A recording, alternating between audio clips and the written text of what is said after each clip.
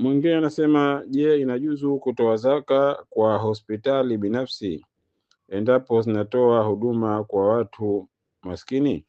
Jawabu hii italeta mushkila mkubwa, kwa sababu huwezi kudhibiti, na si kwamba kila mtu akiwa maskini tu ndo anapewa zaka. Kuna mambo mengine yanatazamwa. Hospitali hayo itakuwa hayatowezekana.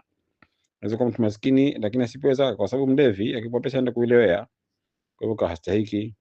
Anaweza kuwa maskini lakini si Muislamu. Zaka ni kwa ajili ya Waislamu tu, wasio kwa Waislamu hapewi zaka. Wanaweza kupewa sadaka ikiwa katika hali maalumu, lakini si zaka. Umefahamiana? Kwa hivyo kilichokuwa na salama zaidi, kila mtu zaka yake aitoe kwa watu ambao kwamba anajua, au kule hospitali anaweza kufuatilia mwenyewe kutoa wagonjwa ambao kwamba hawezi kujilipia, kwa mfano na ni Waislamu akawalipia, hiyo sawa katika pesa ya zaka. Lakini kwa kusema wape hospitali tu, hutaweza kuidhibiti wala hutakuwa na hakika matumizi yake imetumika inavyotakiwa, haikutumika inavyotakiwa. Kwa hivyo kilicho bora ni kutoa zaka kuwapa watu ambao kwamba wanajua mwenyewe kwamba hawa wanafaa, au hata kama ni mtu mmoja ambaye kwamba ni agent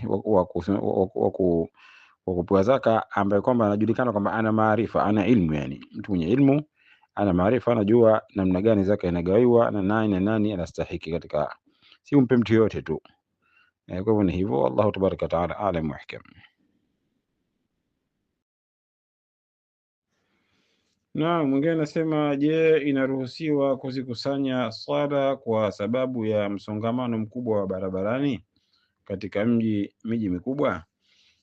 Ikiwa itapelekea kwa mfano ufike mahala kwako na ile saa nyingine wakati wake ushatoka, au utakuwa umetokewa na dharura yote ile kama ya kuchoka sana au kuumwa, utachanganya sala. Kwa mfano mtu yuko Rui, atakuja zake Mabela, anajua angefika Mabela itakuwa time ishatoka, atachanganya, hakuna mushkila.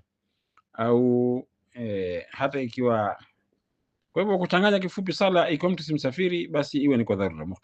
Mukhtasari wa kuchanganya sala ikiwa mtu si msafiri, basi anachanganya kwa kitu dharura.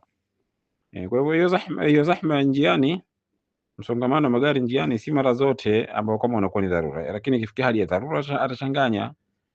Mtu dharura tunayo mwenyewe, kama pengine nikafika time ishatoka, au kuna dharura yote iliyomsababisha. Lakini msongamano tu wenyewe binafsi si sababu. Msongamano tu, lazima kuwe na kitu kingine ambacho kwamba kitapelekea, kama hivyo ndio kwambia, wakati kwa utatoka kabla kufika safari yake, na njiani hana mahali pa kusali, au itakuwa tabu kusali namna hiyo. Allahu tabaraka wa taala a'lam wa hikam.